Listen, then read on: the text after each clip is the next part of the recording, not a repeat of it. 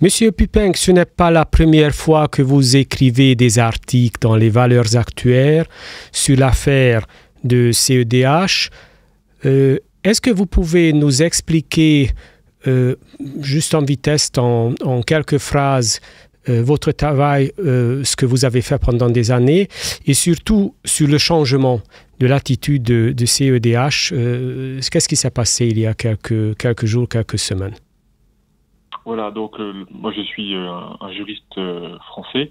Je dirige une organisation qui s'appelle le Centre européen pour le droit et la justice, qui est basé à Strasbourg. Nous travaillons auprès de la Cour européenne des droits de l'homme à Strasbourg depuis 1998. Nous sommes une organisation que l'on peut qualifier de conservatrice. Voilà. Il y a maintenant un peu plus de 2 ans, le CLJ a travaillé sur la question de la composition de la Cour européenne des droits de l'homme et du respect des normes éthiques de déontologie judiciaire.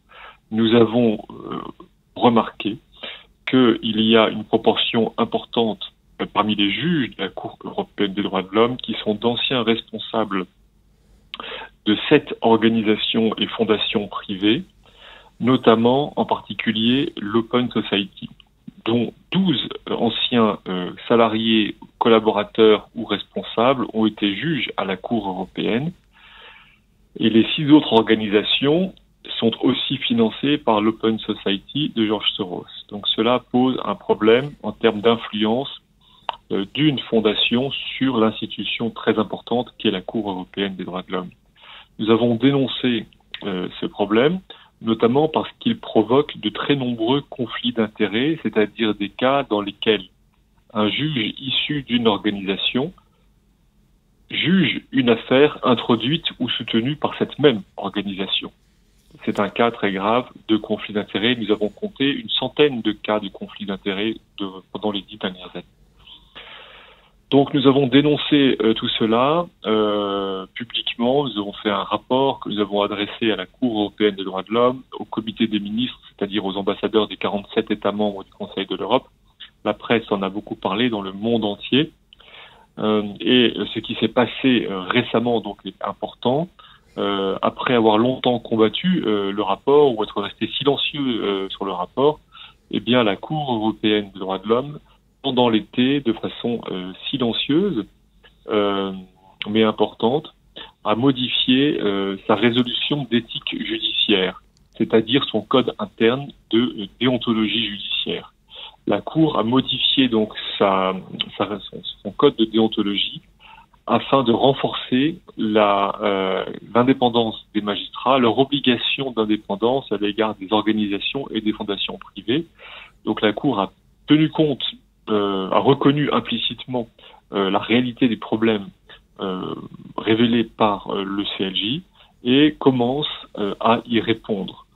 En outre, nous avons été informés par les ambassadeurs ici auprès du Conseil de l'Europe que la Cour est aussi en train de réviser le règlement de la Cour. Donc c'est un document encore plus important afin notamment de renforcer les règles relatives à la récusation et au désistement des juges en cas de conflit d'intérêts. Donc cela montre que premièrement les problèmes révélés par le CLJ sont bien réels, ça nous le savions déjà. Cela montre que la Cour européenne a fini par le reconnaître et s'est sentie obligée de commencer à y répondre. Toutefois, il reste encore de nombreux problèmes à régler et nous serons très attentifs à ce que la Cour adresse ces problèmes. Si je ne me trompe pas, alors les juges n'étaient pas ou ne sont pas, ils sont sous l'influence des personnes, des institutions. Est-ce que vous avez d'autres projets avec cela ou vous êtes d'accord? C'était le minimum ce que vous aviez voulu faire. Non, nous avons d'autres demandes, bien sûr. Nous avons fait une liste de points, de règlements de la Cour à corriger, à préciser. Il y a par exemple le problème, bien sûr toujours le problème de la présence importante de juges issus de l'Open Society de George Soros et de fondations ou organisations financées par cette organisation et cette personne. Donc là, il y a toujours le problème de cette présence importante, de cette prégnance, comme on dit en français. Ensuite, il y a d'autres problèmes plus spécifiques. Par exemple, le fait que on ne sache pas à l'avance qui va juger votre affaire, alors que ça, dans n'importe quelle juridiction, on doit pouvoir connaître à l'avance le juge qui va juger votre affaire. Les juges ne publient pas de déclaration d'intérêt ici à Strasbourg, ce qui est très surprenant.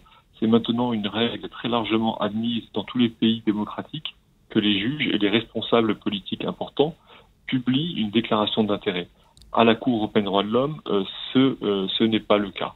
Voilà, donc ça, ce sont des exemples de demandes que nous faisons. Nous voulons aussi que la Cour rédige une procédure de demande de récusation des juges, avec notamment l'obligation pour la Cour de répondre par écrit avec des motifs. Donc il y a un ensemble de mesures précises que nous demandons, mais il y a aussi le problème plus général qui, lui, est de nature politique, qui est le fait que plus de 20% des juges de Strasbourg sont issus d'organisations financées par l'Open Society.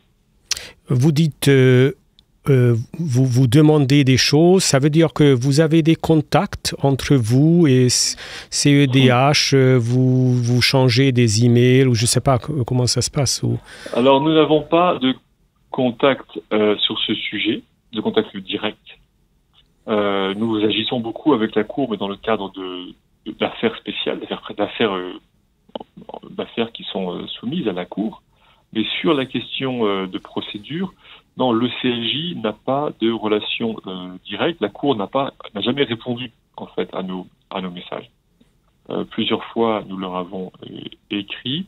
Alors bien sûr, il y a des juges parfois qui disent des choses. Donc on entend des réponses. Mais il n'y a pas de contact officiel. Alors nous agissons par voie de presse. La presse permet de communiquer. Et puis aussi des députés, membres de l'Assemblée parlementaire du Conseil de l'Europe, acceptent aussi de poser des questions au comité des ministres, ça veut dire aux 47 ambassadeurs, sur des points précis. Et c'est une façon de mettre le sujet à l'ordre du jour politique du Conseil de l'Europe. Combien de juges y a-t-il actuellement? Alors, il y a un... Oui, et juste une autre question. Est-ce qu'il y a des nouveaux juges qui ont été élus depuis votre travail, depuis le commencement? C'est ça. Donc, effectivement, il y a 47 juges, un juge par État membre du Conseil de l'Europe et État partie à la Convention européenne des droits de l'homme. Et puis, effectivement, tous les ans, il y a de nouveaux juges. Certains juges s'en vont et d'autres sont remplacés. Et effectivement, l'an dernier, au mois d'avril, il y a eu un fait un petit peu important. C'est que la Belgique proposait parmi les candidats l'élection d'une responsable de l'Open Society comme juge à la Cour au titre de la Belgique. Nous avons publié effectivement des articles, nous avons communiqué avec les députés membres de l'Assemblée parlementaire pour les avertir. Et là, pour la première fois depuis des années, le candidat, la candidate en l'espèce de l'Open Society n'a pas été élue juge à la Cour européenne des droits de l'homme. Donc là, c'est la première fois, à ma connaissance, que l'Open Society échoue à faire élire l'un de ses membres ou salariés à la fonction de juge. Dites-vous, vous voyez, il y en a d'autres exemples. Par exemple, précédemment, concernant l'Albanie, 2 candidats sur 3 étaient des responsables de l'Open Society. Donc ça vous donne une idée de la capacité de cette organisation à imposer ses membres parmi les candidats à la fonction de juge à la Cour européenne. C'est une capacité qui est considérable. L'Open Society est capable d'exercer, bien sûr, un lobbying politique, c'est sa fonction même.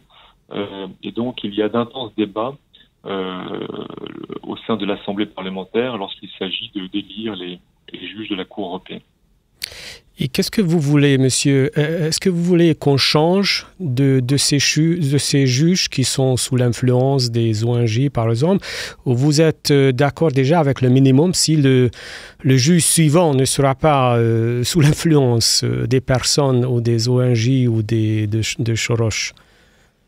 Alors, il y a ce que l'on veut et ce que l'on peut. Moi, ce qu'il faut, c'est que tous les juges qui ont commis de graves conflits d'intérêts soient sanctionnés. Il y a par exemple le juge bulgare qui a jugé des affaires introduites par l'organisation qu'il a lui-même fondée. Cela est absolument inacceptable. Et là, il doit y avoir des sanctions internes. Oui, mais quelle sanction? Qu'est-ce que vous nommez? Alors, ça appartient au juge de la Cour de décider, mais ça peut effectivement être la révocation. Qu'est-ce que vous en pensez, monsieur? Est-ce qu'il y a d'autres institutions au monde, comme le CEDH, qui sont sous l'influence des ONG ou des personnes ou Bien sûr. Toutes les institutions importantes dans le domaine des droits de l'homme sont susceptibles de faire l'objet de l'influence des grandes fondations privées. Cela est évident. En matière de santé, vous savez très bien que l'Organisation mondiale de la santé a comme l'un de ses principaux financeurs, c'est la fondation Gates. Donc on voit bien là la réalité de l'influence des fondations privées sur les institutions internationales. Dans le domaine des droits de l'homme, le problème se pose aussi au sein du Conseil des droits de l'homme des Nations Unies, qui est basé à Genève. Le CLJ a publié cette année un nouveau rapport qui est aussi important que le précédent sur le financement des experts de l'ONU par les grandes fondations privées que sont l'Open Society et la fondation Ford. Ces deux fondations financent directement, de façon opaque, ça veut dire sans contrôle de la part des Nations Unies, ces deux fondations financent directement des dizaines d'experts des Nations Unies. Ces fondations leur donnent des centaines de milliers de dollars pour réaliser leur travail, leurs rapports, qui sont ensuite présentés à l'ONU et ensuite diffusés dans le monde comme des rapports officiels de l'ONU.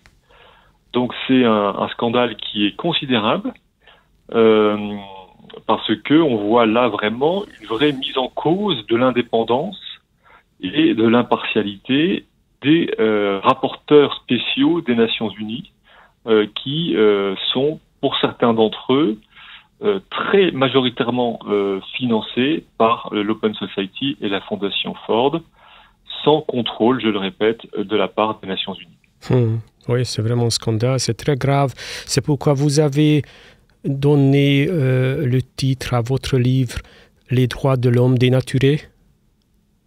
Alors, le livre « Les droits de l'homme dénaturés », je l'ai publié en 2018.